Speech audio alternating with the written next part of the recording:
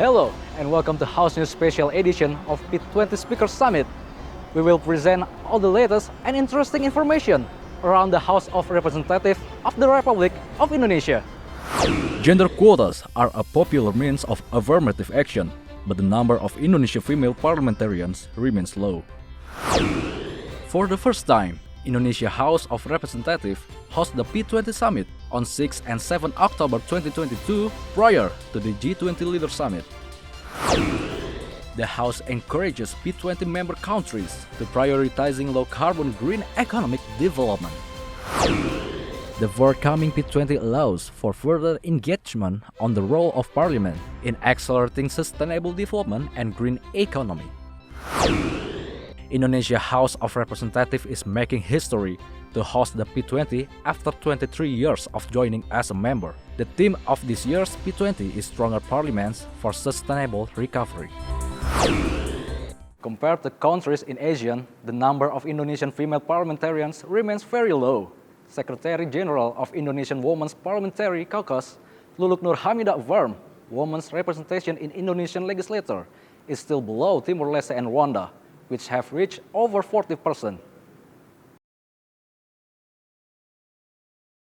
Indonesia mendapatkan catatan karena sampai saat ini keterwakilan perempuan di parlemen belum memenuhi minimal angka kritis yang seharusnya bisa diwujudkan, yaitu 30%.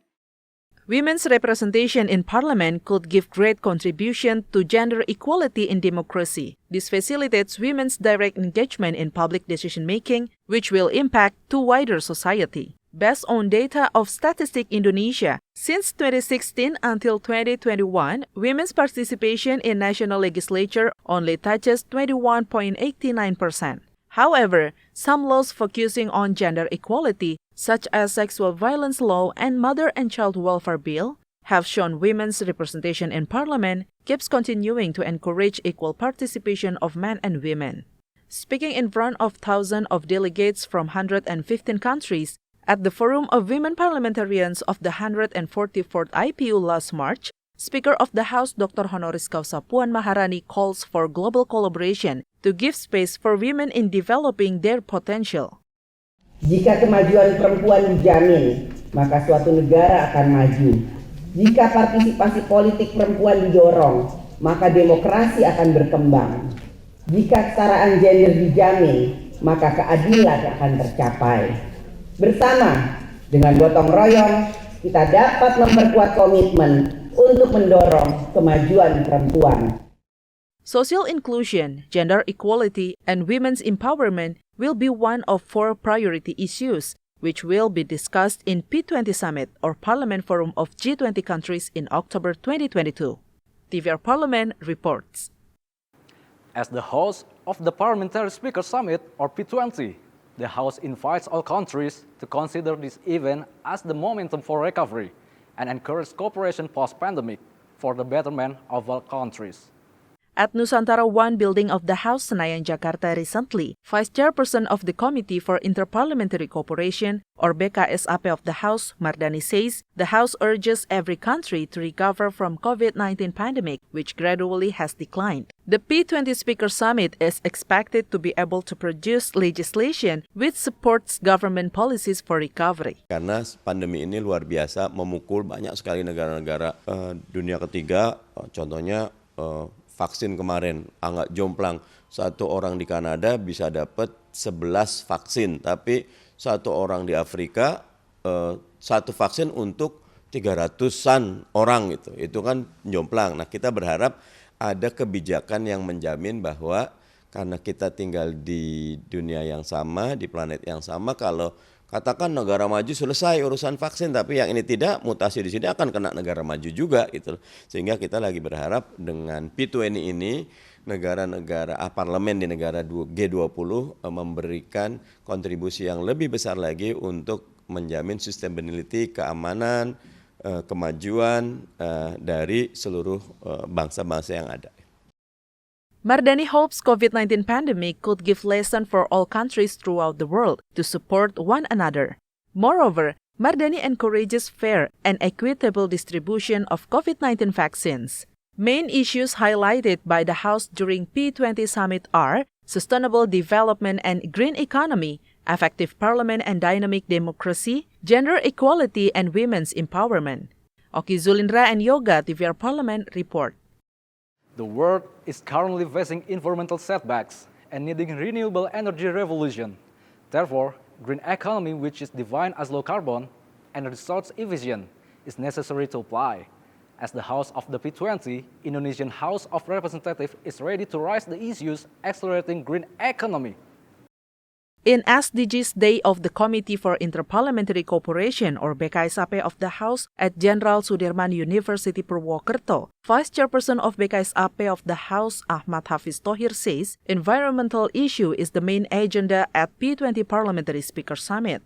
Even though Indonesia was on the spotlight due to environment conservation, currently Indonesia has been able to recover and make some improvement. Indonesia, in fact, is preparing law relating to environment and natural resources. The government is striving to ensure economic growth without environmental damage. Ya, isu lingkungan itu menjadi paling utama. Tapi hari ini kita recover, kita perbaiki dan kita pun sudah menyiapkan undang-undang terkait dengan lingkungan tersebut.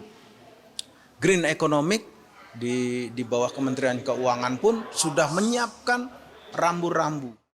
Member of BKSAP of the House, Putri Aneta Komarudin emphasizes green economy policies should be implemented immediately. Putri Aneta points out several disasters occur due to the effect of environmental crisis and global warming. Jadi ketika kita membahas ini nanti di forum P20 tentu kita bisa mempunyai forum yang sangat baik untuk knowledge sharing atau berbagi pengalaman dan juga ilmu terkait dengan kebijakan ekonomi hijau di parlemen negara lain yang tentunya bisa kita sesuaikan dengan kondisi Indonesia. From Central Java, Arif Naka, TVR Parliament reports. The Committee for Interparliamentary Cooperation of the House ensures the P20 summit will be the momentum to strengthen bilateral relations among G20 countries. P20 is also a means to accelerate sustainable development and green economy. At Nusantara 3 building of the House, Vice Chairperson of BKSAP of the House, Hafiz Thohir says, P20 is another way in diplomatic relation. Therefore, the House will use the occasion to raise strategic issues. Hafiz hopes this year P20 will be able to achieve global economic recovery and world peace. Kita akan sebaik mungkin akan melayani dua pihak yang sedang berbeda pandangan tersebut. P20 ini bisa membuka mata daripada negara sahabat tersebut yang kurang lebih 36 negara tersebut untuk melihat bahwa di Indonesia COVID bisa kita atasi dengan baik, ekonomi bisa kita manage dengan di atas rata-rata dunia, dan juga iklim politik di Indonesia stabil, dan dunia juga melihat bahwa parlemen Indonesia eksistensinya bisa sama dengan negara-negara maju. Vice Chairperson of BKSAP of the House, Hafiz Thohir adds, the preparation to organize Parliamentary Speaker Summit or P20 has reached 80%. As the host, the House intends to implement net zero emission as the commitment to prevent climate change. The House will also use eco-friendly electric vehicles. TVR Parliament reports.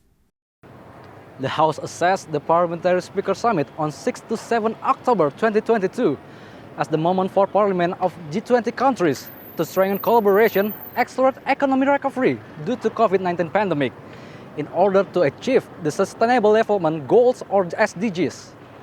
In a series of the Committee for Interparliamentary Cooperation, Vice Chairperson of BKSAP of the House, Mardani explains, the House invites public participation, especially youth, to take a role in national economy recovery. The House invites public participation, especially youth, to take a role in national economic recovery. Mardani also hopes Indonesian people to give support to the House in the presidency of P20 to be success.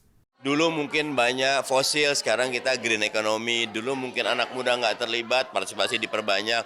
Dulu mungkin desa kurang, nah itu yang kita perkuat. Dan mudah-mudahan di P20 kita bisa menghasilkan rekomendasi untuk sustainable recovery dalam kerangka people participation yang lebih kuat. Meanwhile, Vice Chairperson of BKSAP of the House, Hafiz Thohir states, Environmental problem is one of the main strategic issues discussed in P20. Indonesia has several laws relating to environment and natural resources. Hafiz expects P20 can produce stronger commitment to combat environmental crisis, including climate change issues. Perusahaan lingkungan kita kenakan cukai, ya ada carbon tax, kemudian kita sudah buat undang-undang cukai plastik, kemudian juga kita buat pencemaran lingkungan terhadap pertambangan dinaikkan kontribusi setoran kepada PNBP-nya kepada negara. Komitmen kita untuk perbaikin iklim dan lingkungan. Sehingga inilah yang dikatakan green economic.